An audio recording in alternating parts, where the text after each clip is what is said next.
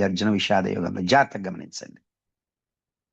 మరి విషాదం అన్నారు. ఈ విషాదం అంటే ఏమిటండి? ఇక్కడ మనం జాగ్రత్తగా తెలుసుకోవాలి. విషాదం అంటే ఏదో కష్టం, కృంగిపోవటం కాదండి.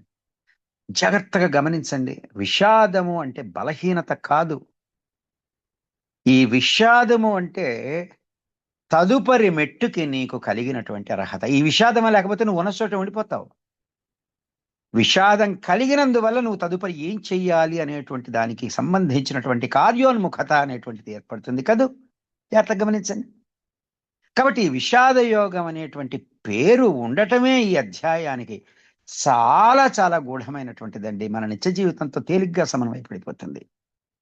సాధారణంగా నువ్వేమనుకుంటావు? మనం ఏమనుకుంటాం చెప్పండి? దుఃఖం అంటే ఏమిటి? దుఃఖపడిపోతే అదేదో తక్కువతనంగా ఉండదు? బలహీనత అనుకుంటామా? దుఃఖం వస్తున్నా దాన్ని ఆపుకొని మరి ఓ సంతోషంగా ఉండడానికి ప్రయత్నించము. కానీ దుఃఖాన్ని మనం బలహీనత అనుకుంటాం గదా! తక్కువతనం అనుకుంటాంగా. కానీ భగవద్గీత ఏం చెప్తోంది తెలుసా అండి? మొట్టమొదటి అధ్యాయంతోటే దుఃఖం అనేటువంటిది నీలో మాయా అవిద్య కరిగేటువంటి దానికి ముందు వచ్చేటువంటి ఒక పెద్ద ప్రకంపనండి. అది నీకు మహా ప్రేరణనిచ్చేటువంటి ఒకానొక బలమండి, బలహీనత కాదు. చూడండి, మనకెప్పుడన్నా దుఃఖం కలిగిందనుకోండి, ఈ తత్వార్థంతో చూస్తే నువ్వు ఈ దుఃఖాన్ని ఎలా దాటగలవనే దాన్ని ఆలోచించేటువంటి శక్తి కలుగుతుందిగా.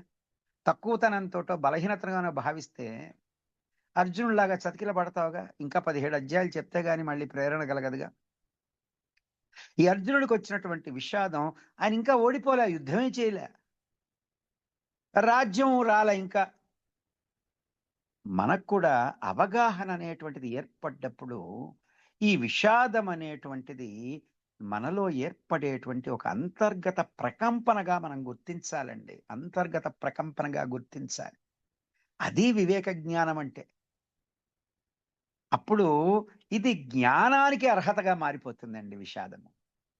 ఏదైతే విషాదం అంటూ ఉంటామో అది మన యొక్క జ్ఞానానికి, జ్ఞానం పొందటానికి అర్హత అవుతుందండి. లేకపోతే ఎవరేది చెప్పినా మనకి అర్థము చేసుకోలేము. మన దుఃఖంలో మనం పడి కొట్టుమిట్టాడుతాం అంకదు. ఇక్కడ అర్జునుడి తప్పు ఎక్కడ జరుగుతున్నది? విషాద యోగం ప్రారంభించినప్పుడు భగవద్గీతలో ఇది మనకి ఎక్కడ వర్తిస్తుంది మన నిత్య జీవితంలో? అర్జునుల వారు ఏమన్నారు ఇందుట్లో చెప్పండి? వాళ్ళు నా వాళ్ళు, నేను చంపలేను, ఇది మహాపాపం, పున్నామ నరకాలకి పోతామని శాస్త్రాల్లో కూడా చెప్పబడి ఉంది. చాలా రెఫరెన్స్లు ఇచ్చాడు కదా ఆయన. ఇక్కడ సమస్య, ఆయన ఏదో కంపాషనేట్ అనుకుంటున్నాడు, ఇది పాపం నా వాళ్ళు వీళ్ళని చంపితే అని. నాకు దయ ఉన్నది మా వాళ్ళు అనేటువంటి భావనతో అన్నాడు. ప్రాబ్లం ఏంటో తెలుసా? నేను చాలా సూక్ష్మంగా చెప్తున్నాను, ఇది అందరూ తెలుసుకోవాల్సినటువంటి విషయం. అతి సూక్ష్మంగా చెప్తున్నాను. మనం చాలా సందర్భాల్లో దయ అనుకునేది నిజానికి అహంకారం అండి. కదూ? అర్థమైందా? అర్థమవుతుందా? కంపాషనేట్‌గా నిజమైన కంపాషనేట్‌తో ఉంటే నీకు దుఃఖానికి కారణం ఉండదు, గుర్తుపెట్టుకో. అర్జునుడి దుఃఖం పడుతూ నా వాళ్ళు, వాళ్ళని చంపడం పాపం కదా!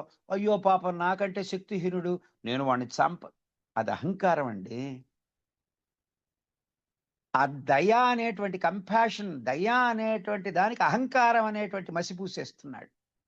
మనలో కూడా జరిగేటువంటి తప్పదే. జాగ్రత్తగా గమనించండి. అర్జునుడు ఏమనుకుంటున్నాడు? నేనే కర్తని, నేనే రక్షించేవాణ్ణి, నేను లేకపోతే నేనేమన్నా వాళ్ళని చంపేస్తే నేను పాపం చేసిన వాడిని అవుతాను. మన రోజువారి సమస్య కూడా ఇదేనండి, గుర్తుపెట్టుకోండి.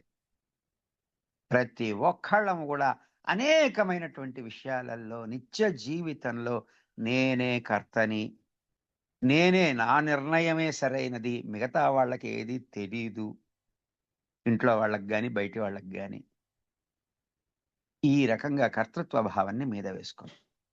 మన నిత్య జీవితంలో ఈ అర్జున విషాద యోగాన్ని జాగ్రత్తగా పరిశీలించుకోవాలండి.